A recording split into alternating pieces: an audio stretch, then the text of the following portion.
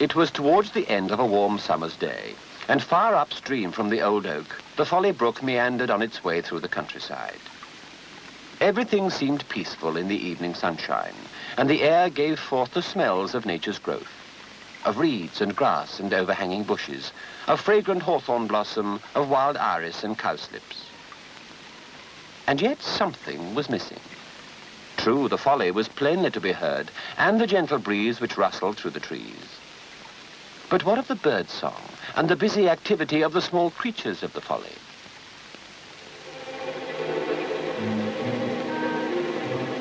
They stood still and silent, their gaze drawn to a drama that was as old as nature itself.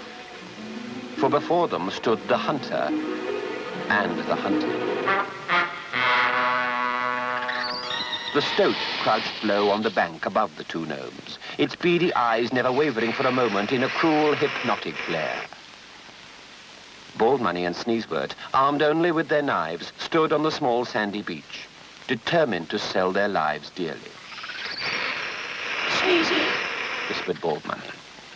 Bend down very slowly and pick up a handful of sand. Then when I give the word, hurl it at his eyes. The stoat was now quivering with excitement, anticipating every juicy morsel of this unexpected meal. But just as he was about to spring, Baldmoney shouted, "Now!"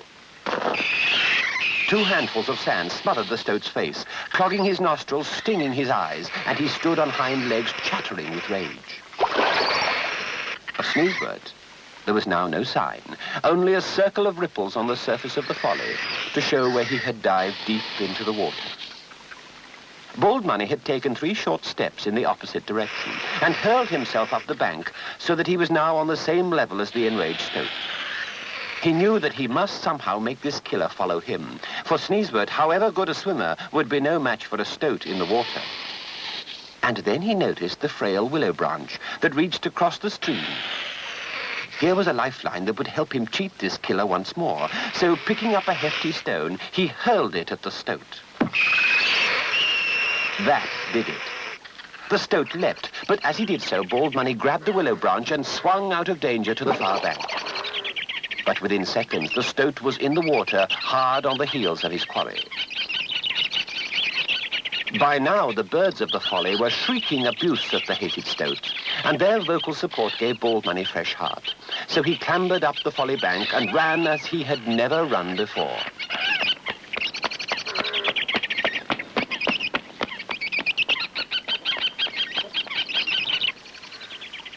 Meanwhile, Sneezewort had swum the width of the folly underwater and then drifted downstream until he was out of danger.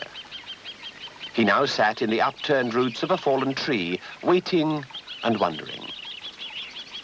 In the distance, he could hear the chatter of the angry birds, so he knew the stoat was still on the warpath. He looked around for an escape route, and there behind him he spotted a moorhen's nest, right at the water's edge. What's more, there were 3 shiny eggs inside, and those eggs gave him an idea. Then he heard the footsteps. It had to be Baldmoney. Crouching low, he waited till the sound was level with him. Then...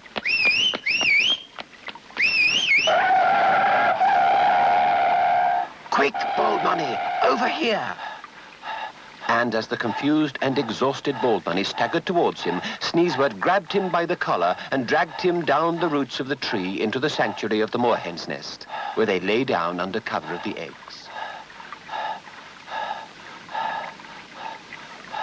After a few moments, the still breathless Baldmoney turned to Sneezewort. Thanks a lot, Sneezy, but how safe do you think we are here? With a stoat on our tail, we're not really safe anywhere, muttered Sneezewort. But I have a plan. He said no more, but cautiously raised his head above the edge of the nest.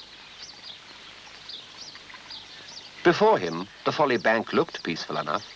The birdsong was back to normal, and there was neither sight nor sound of the stoat. But Sneezewort wasn't sure. Was the stoat even now creeping up on them, following Baldmoney's scent along the path? Sneezewort ducked down into the nest again. I'll keep watch for a little while longer, and if he doesn't appear, then we'll make a run for it. Once more, Sneezewort raised his head above the nest. The stoat was crouching on the trunk of the tree, only a few yards from the nest. No time for consultation now. There was only one course of action. Jump!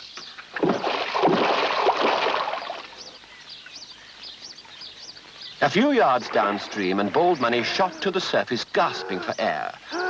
And he was astonished to see Sneezewort lying back in the water, as though he hadn't a care in the world.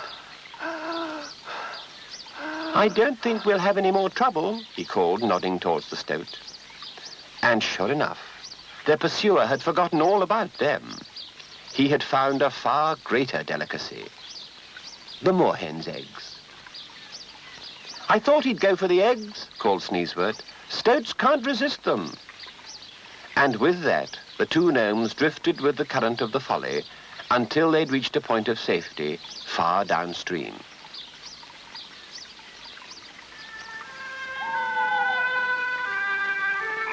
The last lingering light of day hung across the countryside as the two gnomes prepared to set off upstream once more.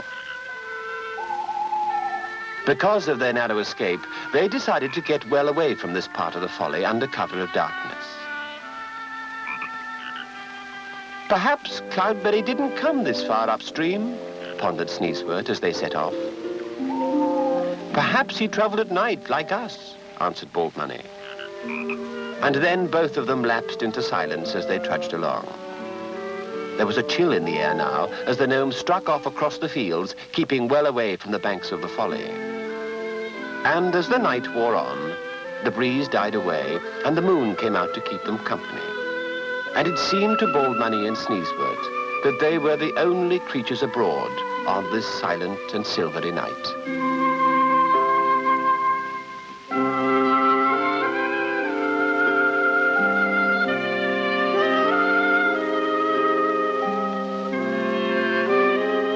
It was shortly after midnight when they reached the folly once more, and keeping close to the banks, they continued walking upstream. And they walked and walked the whole night long, until the first glow of dawn lit up the eastern sky.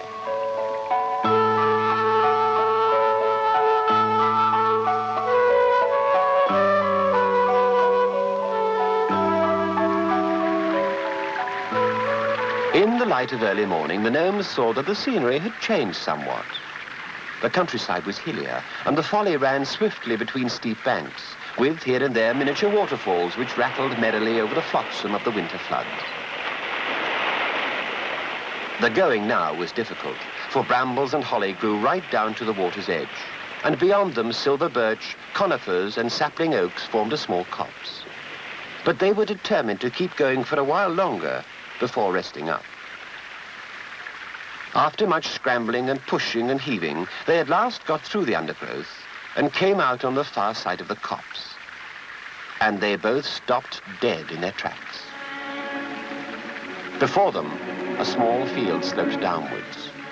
Beyond it lay the wood, the largest and most forbidding wood they had ever seen. And there, nailed to a tree, the glaring notice, "Trespassers will be prosecuted."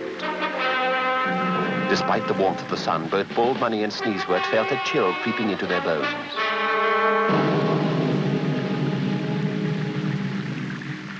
Where was the birdsong of early morning?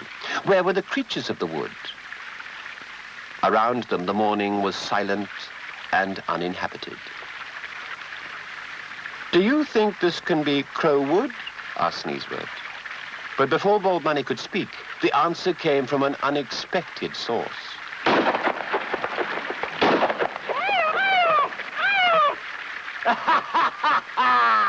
Well, now you know, answered Baldmoney grimly as they ducked back into the shelter of the trees. It's Crowwood, all right. And I'll tell you something else. Whatever the dangers we've met already, they'll be nothing to those that lie ahead.